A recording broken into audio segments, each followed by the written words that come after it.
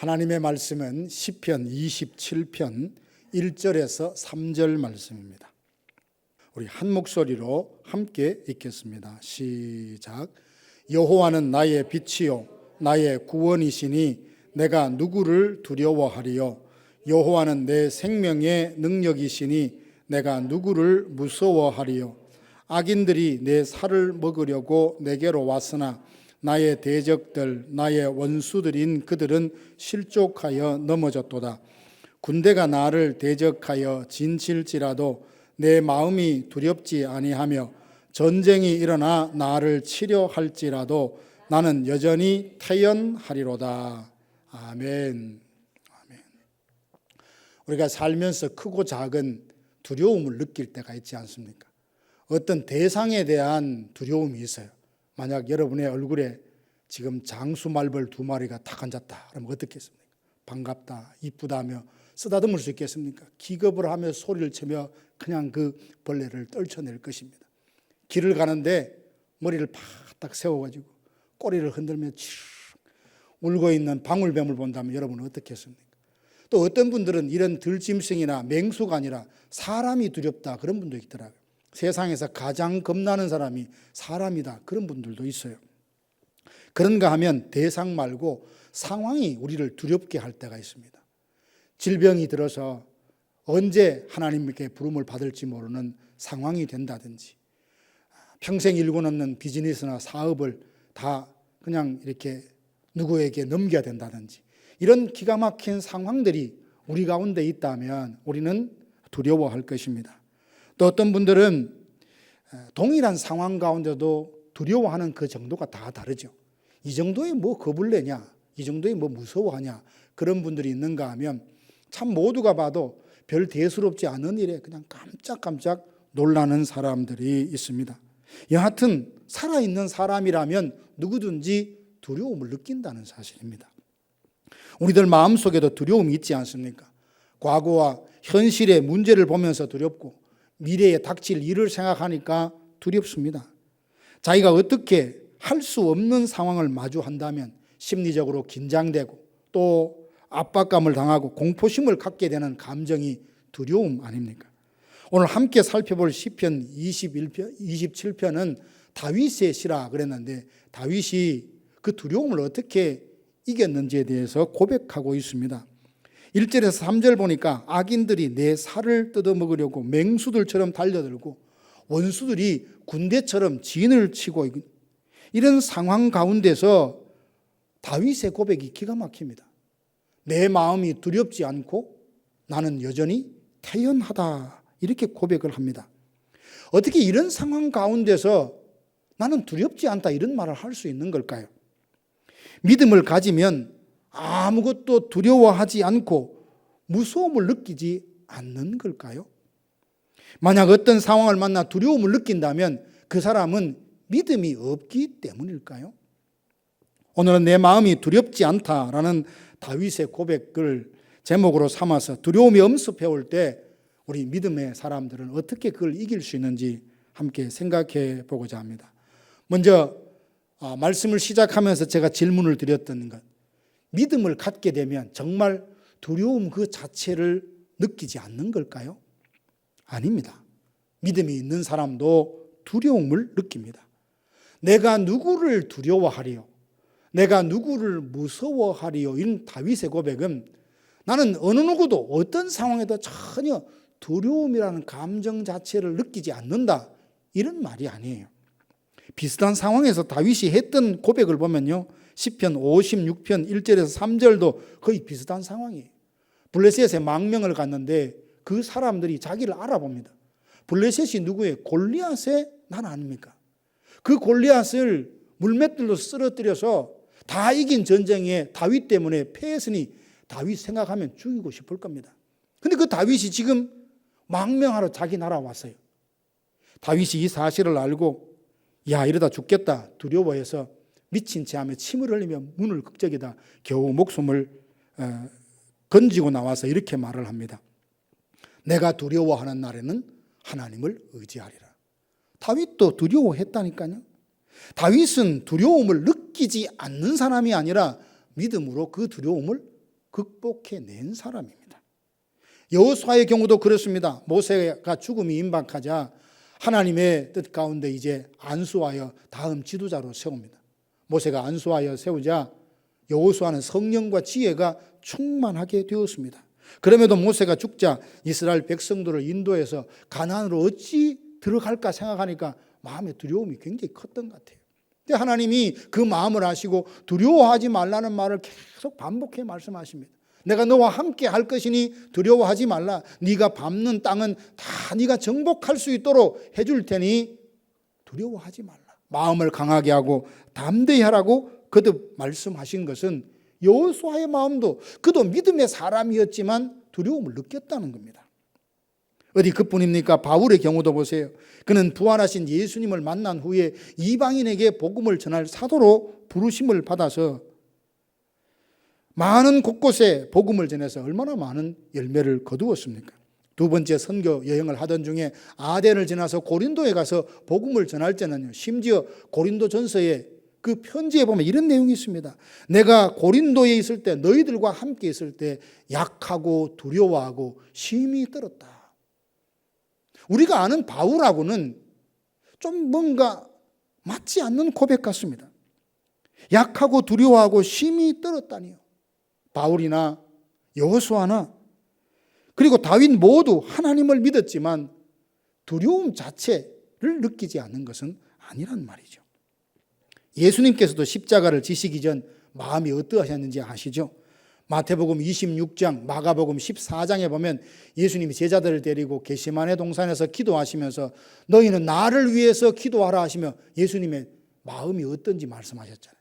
지금 내가 마음이 심히 슬프고 고민이 되어서 죽게 되었다라고 말씀하세요. 그 말 속에는 십자가를 앞두고 두려운 마음이 있다는 말이 아닙니까? 우리가 믿음 생활의 본보기로 우러러보는 다윗이나 여호수아나 그리고 바울도 모두 두려움을 느꼈어요. 어디 그뿐입니까? 예수님께서도 하나님이시면서 사람이신 그분이 십자가를 앞두고 두려움을 느끼셨습니다. 하물며 우리가 기가 막힌 상황을 만난다면 어찌 두렵지 않겠습니까? 심각한 질병을 얻다면 어찌 두렵지 않겠습니까? 흙으로 지음받은 우리들이 내가 어찌할 수 없는 상황을 만났는데 두렵지 않다. 이렇게 자기 스스로 말하고 생각이 있을 수 없는 일이죠. 누군가가 두려움을 느끼지 않는다면 그는 죽은 사람이거나 자기 감정을 속이는 사람이라 그러더라고요. 그럼 권력이 있다면 두려워하지 않을까요? 그것도 아닙니다. 권력을 잡으면 그 권력을 잃을까 봐 두려워한다는 거예요. 애고방 바로 같은 경우도 두려움을 느꼈어요. 최고의 권력을 가졌지만 이스라엘 민족이 수가 점점 많아져 번성해지니까 그걸 두려워했던 거예요. 높은 지위에 있는 사람도 돈이 많은 사람도 두려워한대요. 두려움이란 살아있는 사람이라면 누구나 느끼는 감정입니다. 자, 그러면 모든 사람이 두려움을 느낀다면 두려움이라는 감정을 아무렇지도 않게 우리 마음속에 품고 그냥 살아야 될까요? 그건 아닙니다. 성도는 두려움을 다스리고 극복해야 합니다. 두려움을 극복하지 못하면 이 감정 때문에 죄를 짓게 돼요. 내 마음에 두려움이 있잖아요. 본능적으로 그 두려움에서 벗어나고 싶어서 많은 방법을 찾는다는 거예요. 유다왕 아하스 때 아람왕 르신과 북이스라엘의 베가가 그 나라가 연합을 해서 유다를 침략을 했습니다. 이때 아하스 왕은 얼마나 두려웠는지 이사야 성경에 보면 이렇게 말합니다. 얼마나 두려웠든지 숲이 바람에 막 흔들리는 것처럼 그 아하스 왕이 그렇게 흔들렸다고 표현을 해요. 그럴 수밖에 없죠. 자기 힘으로 감당할 수 없는 그 적을 만났으니 두려워할 수밖에요. 근데 아하스는 그 두려움을 믿음으로 해결했으면 참 좋을 뻔했습니다. 이사야 선지자는 그들이 연합하여 공격한다 할지라도 타다남은 부직갱이에 불과하니 두려워하지 말라고. 그러면서 징조를 구하라 하는데도 구하지 않겠다고 하고 끝까지 그 두려움을 어떤 방법으로 해결합니까? 아수르의 사람을 보내가지고 아수르의 도움을 구합니다. 사랑하는 성도 여러분, 다윗과 여호수아, 바울은 믿음을 가진 사람이지만 두려움을 느꼈습니다. 그러니 우리도 어려운 상황을 만나면 두려움을 느낄 수 있습니다. 가난하면 어떻게 살까 두렵고, 경기가 힘들면 비즈니스 어떻게 끌어갈까 두렵고, 나이 들고 병들면 죽을까 두렵습니다. 그러나 우리는 이 두려움이라는 감정에 사로잡혀서 그 두려움을 벗어나기 위해서 죄를 짓거나 탈선해서는 안 될 사람입니다. 누구나 두려움을 느낄 수밖에 없지만 두려움에 사로잡혀서 사는 사람은 되지 말아야 합니다. 악인들이 내 살을 먹이려고 내게 오고 군대가 진을 치고 그렇게 공격한다 할지라도 두렵지 않다, 여전히 태연하다 말할 수 있었던 다윗은 두려움을 느꼈지만 믿음으로 그것을 이겼다는 선포입니다. 우리도 누구나 볼 때 저 큰일 났다, 저 사람 큰일 났다는 상황이 있다 할지라도 우리는 믿음으로, 마음에 느끼는 감정의 말이 아니라 믿음의 말을 합시다. 나는 두렵지 않다. 마음에 두려움이라는 감정이 없어서가 아니라 믿음으로 선포하면서 하나님이 누구시냐며 나는 두렵지 않다고 믿음으로 선포할 수 있는 우리들이 되기를 원합니다. 그러면 다윗은 어떻게 두려움을 극복했나 봅시다. 먼저 그는 마음이 두려울 때 하나님을 깊이 묵상했어요. 1절에 보니까 여호와는 나의 빛이요 나의 구원이시니 내가 누구를 두려워하리요. 두려울 때 있잖아요. 하나님이 어떤 분인지 묵상하면 거기서 답을 얻잖아요.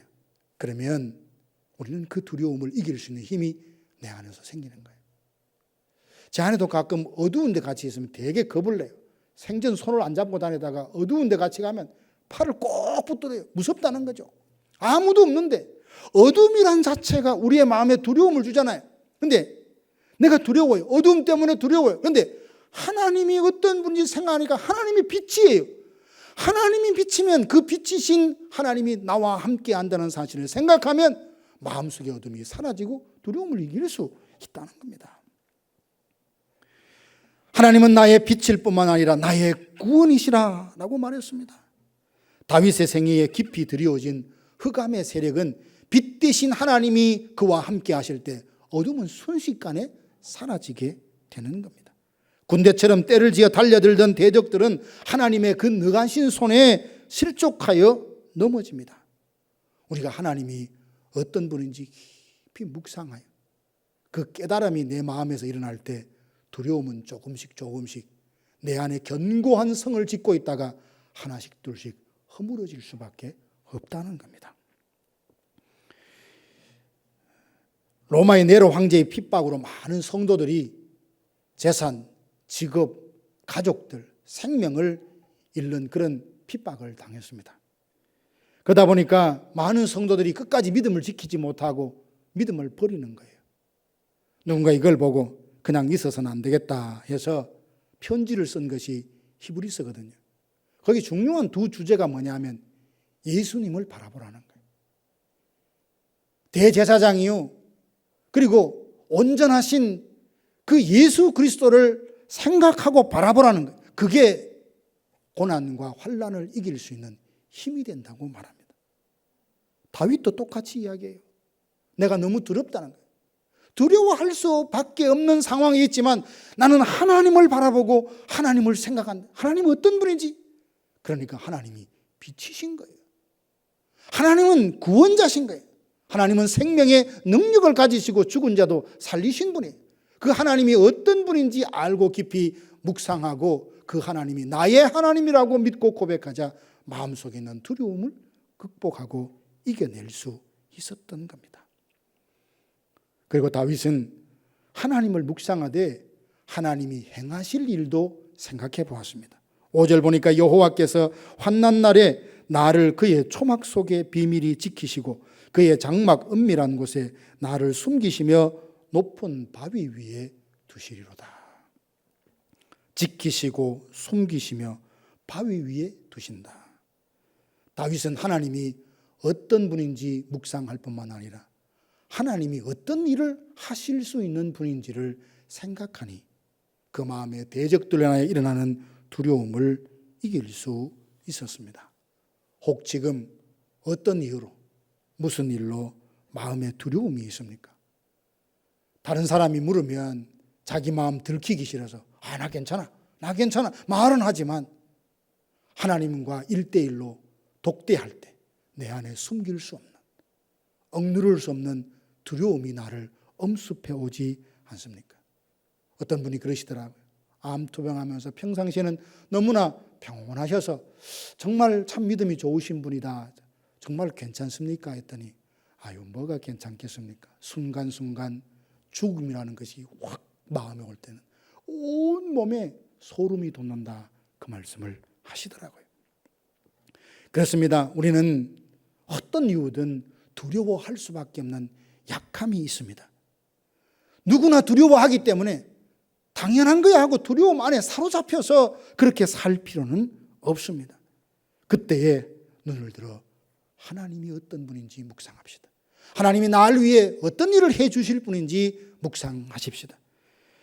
자기 목숨까지 내어주신 예수님의 그 사랑을 깊이 묵상하십시다. 그러면 우리 영혼의 빛을 비추어 모든 어둠을 몰아내시고 그 권능의 팔로 안으시고 보호해 주시는 확신을 갖게 되면서 두려움을 능히 이길 수 있는 줄로 믿습니다. 두 번째, 우리는 은혜가 깊이 임할 때 두려움을 이길 수 있습니다. 4절에 보니까 내가 여호와께 바라는 한 가지 일, 그것을 구하리니 곧 내가 내 평생에 여호와의 집에 살면서 여호와의 아름다움을 바라보며 그의 성전에서 사모하는 것이라. 다윗은 사무엘로부터 기름 부음을 받고 금세 왕이 된 사람이 아니죠. 오랫동안 연단을 받았습니다. 사울이 죽은 후에도 이스라엘 전체를 다스리는 왕이 되지 못하고 유다 지파들만의 왕으로 돼서 헤브론에서 7년 동안 다스립니다. 그때 나머지 11지파는 사울의 아들 이스보셋이 다스리고 있었죠. 근데 사울의 집은 점점 세력이 약해지고 다윗은 점점 강해졌어요. 성경에 그 이유가 뭐냐면 하나님이 다윗과 함께 하시니 그가 점점 강해졌다라고 말합니다. 다윗이 이것을 알았죠. 그래서 그는 마음을 오롯이 하여 오직 하나님의 법대로, 하나님의 뜻대로 살려고 부단히 애를 쓴 것 아닙니까? 하나님이 나의 선한 목자가 되신다면 나는 부족함이 없다는 것을 그가 알았고 경험했고, 지팡이와 막대기로 안위하여 주신다면 사망의 음침한 골짜기로 다닐지라도 나는 해를 두려워하지 않을 수 있다고 고백하지 않았습니까? 원수의 목전에서 상을 차려주시고 머리에 기름을 발라 나를 존귀케 하시니 내 평생에 하나님의 선하심과 인자하심이 나와 함께 할 것이니 나는 여호와와 영원히 함께 산다 고백하지 않았습니까? 다윗의 마음 중심에는 하나님이 나와 함께 하신다면 두려움을 얼마든지 이길 수 있다는 확신이 있었던 겁니다. 그래서 그가 두려울 때 한 가지 소원, 그것은 하나님의 임재를 사모하며 예배하는 것이었습니다. 두려워하는 날 하나님을 의지하며 평생의 여호와의 집에 살면서 예배하기를 사모합니다. 어쩌면 사람이라면 이 문제 좀 해결해 주세요, 이 두려움 좀 해결해 주세요, 급한 불부터 꺼달라고 할 것 같은데 다윗은요, 그렇게 구하기 전에 나에게 한 가지 소원이 있는데 그것은 하나님의 성전에서 영원토록 예배하는 겁니다. 하나님이 나와 함께 하시는 그 임재를 경험하기를 원합니다 라고 기도하고 있습니다. 하나님의 임재하심 속에서 예배하며 하나님이 나와 함께 하신다는 확신을 갖게 된다면 두려움을 넉넉히 이길 수 있습니다. 그저 시간에 맞추어서 예배 장소에 와서 참석하는 것만으로는 사실 충분하지 않습니다. 하나님의 임재하심이 있는 그 예배를 사모하시기 바랍니다. 하나님의 임재가 뭡니까? 하나님은 마치 몸을 갖고 있는 분이 아니고 영이십니다. 그런데도 성경의 표현 보면 하나님이 몸을 가지신 분처럼 그분 앞에 내가 가까이 간다, 이런 표현들이 있어요. 성경에 보면 하나님의 임재를 경험했던 경우들이 많이 있습니다. 몇 가지 예를 들면 이사야 선지자가 그랬죠. 우시야 왕이 죽던 해에 성전에 들어가서 하나님의 임재를 경험합니다. 높은 보좌 위에 앉으신 주님이 계시고 서랍들이 날개를 퍼뜩이며 창화하여 거룩하다 거룩하다 하나님의 영광을 그래서 목도를 하게 되죠. 하나님의 그 임재 안에 들어갔을 때 이사야가 첫 번째 느낀 건 뭐냐 하면 두려움이었어요. 부정한 백성 중에 거룩하신 하나님을 배웠구나. 탄식할 때 한 스랍이 나서 제단에 있는 숯불을 가지고 그 입을 대니까 정결하게 되지 않습니까? 베드로와 요한이 복음을 전하다가 산헤드린 공회에 잡혀갔습니다. 다시는 예수님의 부활을 전하지 말라고 윽박을 지르는데 그들이 이렇게 말하죠. 우리는 예수님의 십자가와 부활의 증인이다. 눈으로 분명히 보았으니까 우리가 보고 들은 것을 전하지 않을 수 없다며 담대하게 그 공회를 떠나나왔어요. 함께 모여서 기도하니 땅이 진동하고 모인 모든 사람들에게 성령이 충만해서 하나님의 말씀을 담대히 전했다. 이게 하나님의 임재예요. 우리가 생각하지요. 조금 한다면 내 안에 성령님이 이미 계시, 하나님이 계십니다. 그래서 고린도서 보면 우리가 성전이라 하지 않습니까?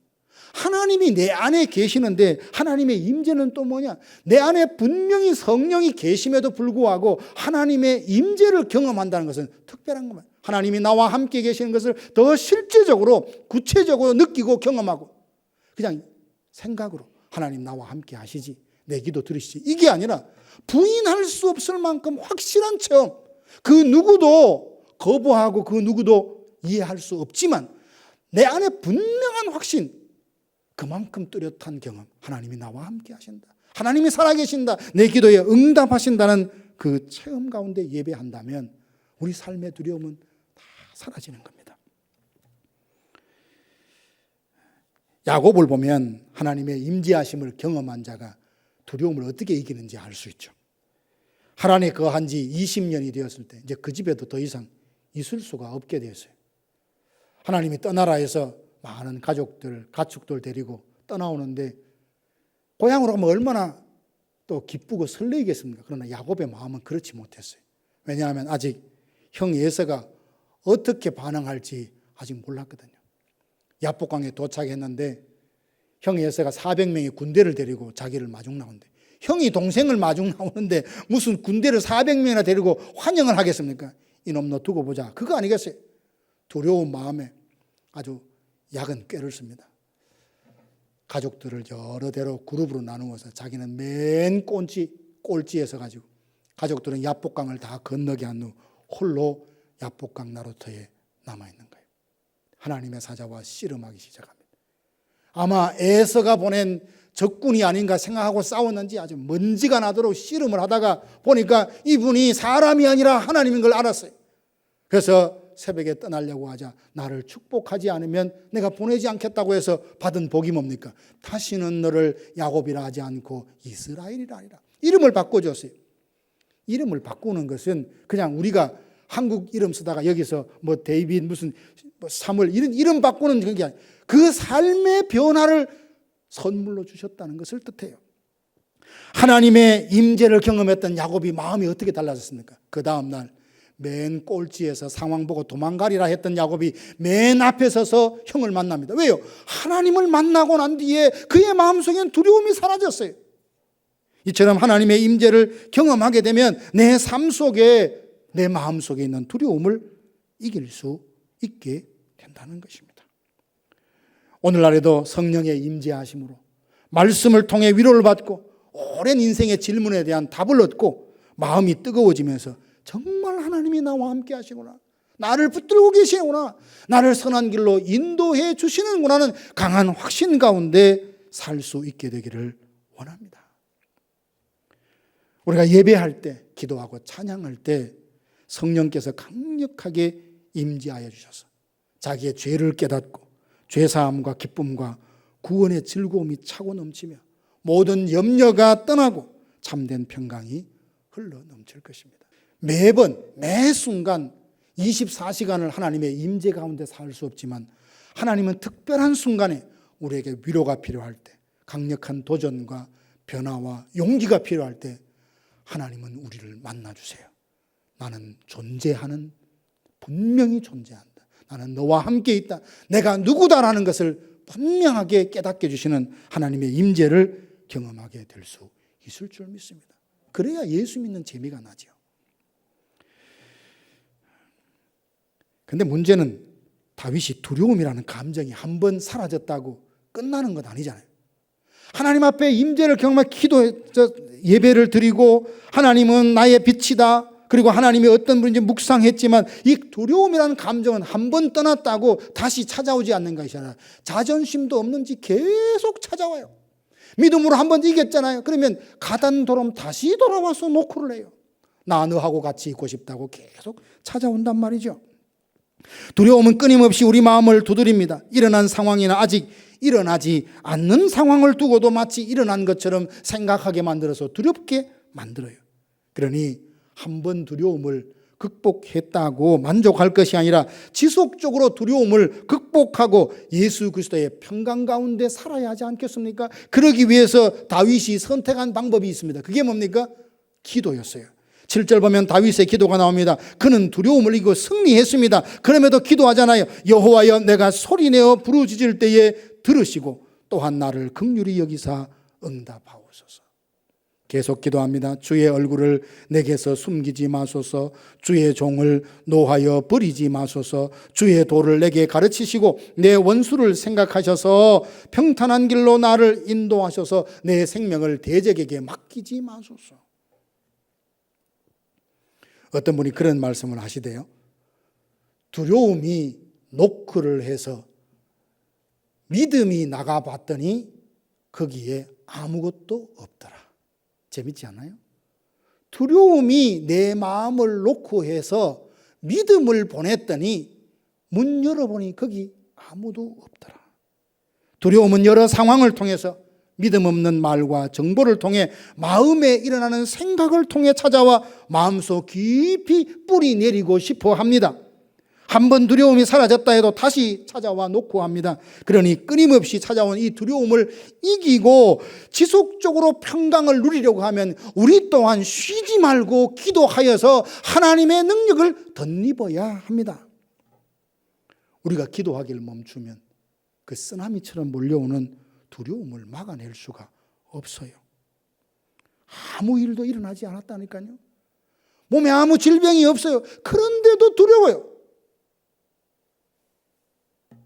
우리가 기도할 때 신실하신 하나님께서 우리를 그 모든 두려움 가운데 건져내실 줄로 믿습니다. 하나님의 신실하신 그 주제로 찬양이 있습니다. 운명이여 오라 나 두려워 아니하리. 만사를 주님께 맡기리. 차츰차츰 안개는 걷히고 하나님 지으신 빛이 뚜렷이 보이리라. 가는 길이 온통 어둡게만 되어도 하나님은 실수하지 않으신다네. 사랑하는 성도 여러분, 무슨 일로 두려우십니까? 우리 모두 흙으로 지어진 존재인지라 두려워하지 않을 수 없습니다. 그러나 두려움을 마음에 품고 두려움에 사로잡혀서 쩔쩔매며 살지는 마십시다. 두려움을 믿음으로 날려보냅시다. 다윗은 두려웠습니다. 그러나 두려움에 사로잡혀 살지는 않았습니다. 두려울 때 눈을 들어 하나님을 생각했고 하나님이 나를 통하여 행하실 일들을 묵상했습니다. 생명의 능력으로 구원하실 것을 믿고 바라봄으로 두려움을 이겼습니다. 그래서 소리내어 부르짖음으로 끝없이 찾아오는 두려움을 계속되는 기도를 통하여 이겨냈습니다. 혹 인생에 갑자기 비바람이 닥치고 세운 계획이 빗나가고 어둠이 깊어 다시는 새벽이 오지 않을 것 같을 때 우린 다 두려워합니다.